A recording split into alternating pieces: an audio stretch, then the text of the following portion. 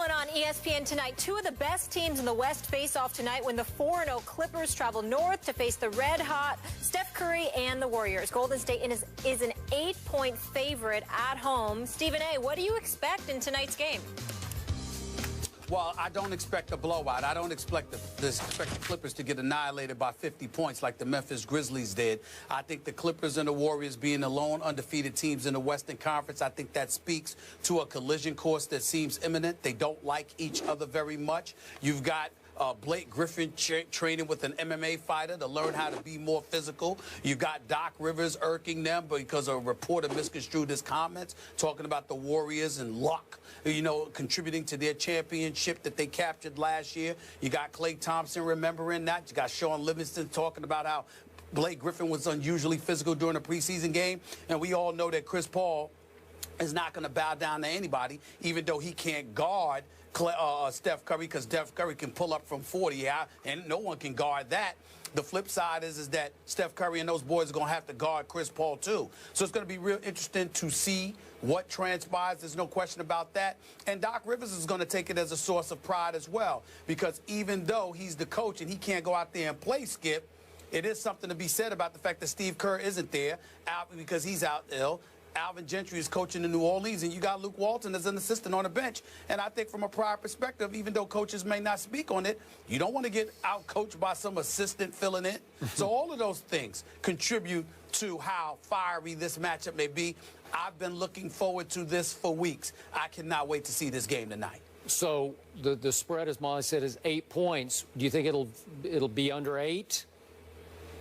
I think it's going to be close. I think it's going to be closer than that, but I think the Warriors win because they're at home at the Oracle where they beat the Clippers the last 4 times. I think they find a way to pull out a nail biter. So you would take the points. I would not. I don't know if you want to call this a blowout, but I could see the home team winning by 20. And the reason I don't call it a blowout is they just, as you point out, they just blew out Memphis by 50. They have won their first 4 games by a combined 100 points. So they're winning by an average of 20, and I think it's at home. It would be average for them to win by 20, even against a Clippers team I have high respect for. But what's going on with Steph right now is Brady-esque, because he's on a mission, chip on shoulder, to prove to the league he was not a fluky MVP and that they were not, quote-unquote, lucky. And I don't think I misconstrued what Doc said. I think he was stating a fact. They got a lot of breaks because every point guard they played got hurt. And then, of course, the Cavs injuries in the finals. So I don't know if you want to call it lucky or not, but now they have new motivation, even as defending champs, to take it back out on the Clippers, their arch rival. Yeah, I think this is going to be a nail biter unless they decide to foul DeAndre Jordan a lot, and he shoots 39% from the free throw line like he did all of last season. But barring that, I think this will be a nail biter. Knicks, Cavs, Clippers, Warriors tonight on ESPN. Larry Fitzgerald is with us tomorrow, and thank you to Ja Rule. Announced this morning that quarterback Johnny Manziel will start tomorrow on the road against the undefeated Bengals. Brown starter Josh McCown is dealing with a painful rib injury that he suffered Sunday versus the Cardinals. Manziel made his NFL debut last December against the Bengals, throwing 2 interceptions in a 30-0 loss. Stephen A., what do you expect from Manziel on Thursday night? Not much, to be quite honest with you, but I'm not saying that to, point the finger at him. I just don't think that he has a lot to work with. You're talking about Johnny Manziel going up against the Bengals, a Bengals team that is undefeated, that is clearly superior to the Cleveland Browns, a team that when Johnny Manziel had his starting debut in the NFL, beat up on Johnny Manziel 30-0, had him 10 for 18 for 80 yards. They literally generated a grand total of 107 yards. That's how anemic Cleveland's offense was. They were completely dominant.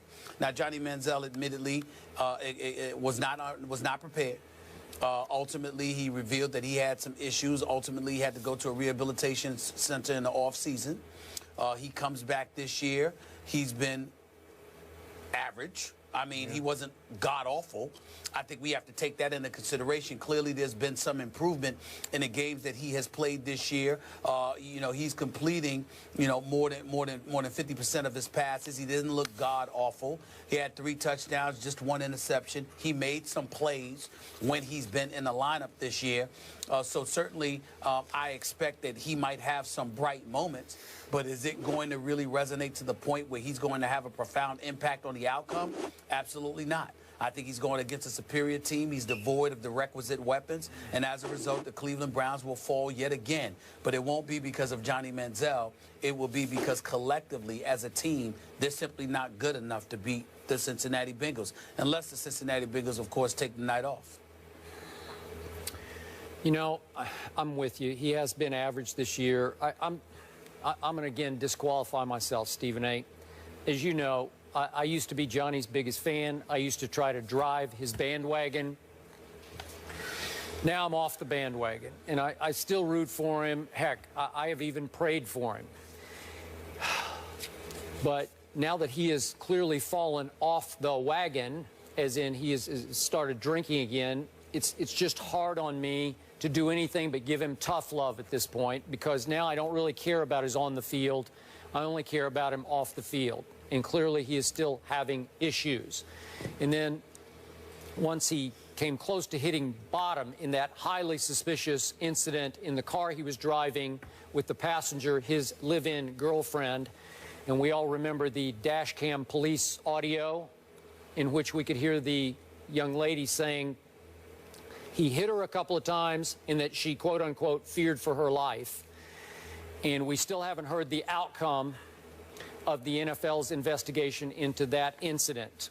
So given all that, if you force me to talk about him on the field, I've sort of lost heart for it anymore. But to your point, I cannot imagine a more difficult place. Maybe at Seattle against the Legion of Boom, but this is a division rival of theirs, clearly.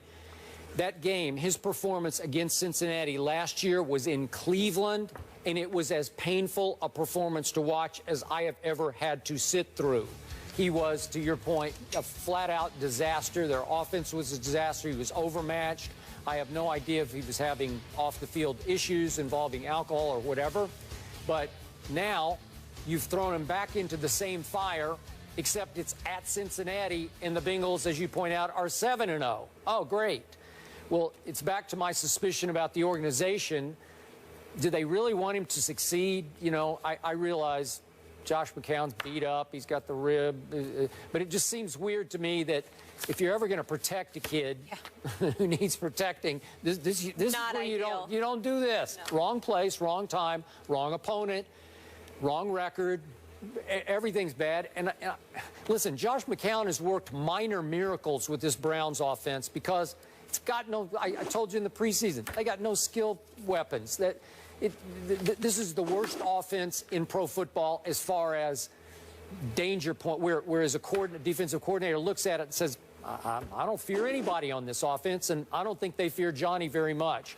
And the Bengals were out to get him last year, and they're doing the money sign to him. Great. At least he dropped the money sign. But, okay, if he was average in his previous outings, let's hope he's just average in this one. But I don't give the Browns much of a shot in the football game. Yeah, regardless. I don't give them much of a shot either. But I think in fairness to him, let's see how the off-the-field issues play out. Yep. In terms of on-the-field issues, let's acknowledge that he doesn't have much to work with. Yep. I mean, listen, on the offensive side of the ball, tell me what he has to work with. Not much. I'm all ears. Barnage, Travis Benjamin. I mean, what are we talking about? What are we talking about here? Yep. I'm just seeing some of these names. Taylor Gabriel, Andre Hawkins. I've never heard of some of these guys. I mean, I heard of Brian Hartline.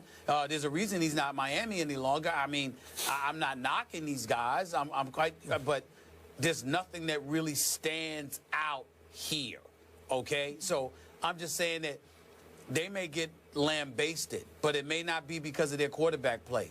It may be because offensively they're just not very good, and they're going up against one of the better teams in all of the NFL. I agree. Hey, might help ratings. My only silver lining to offer right now. I think you're right about that. All right.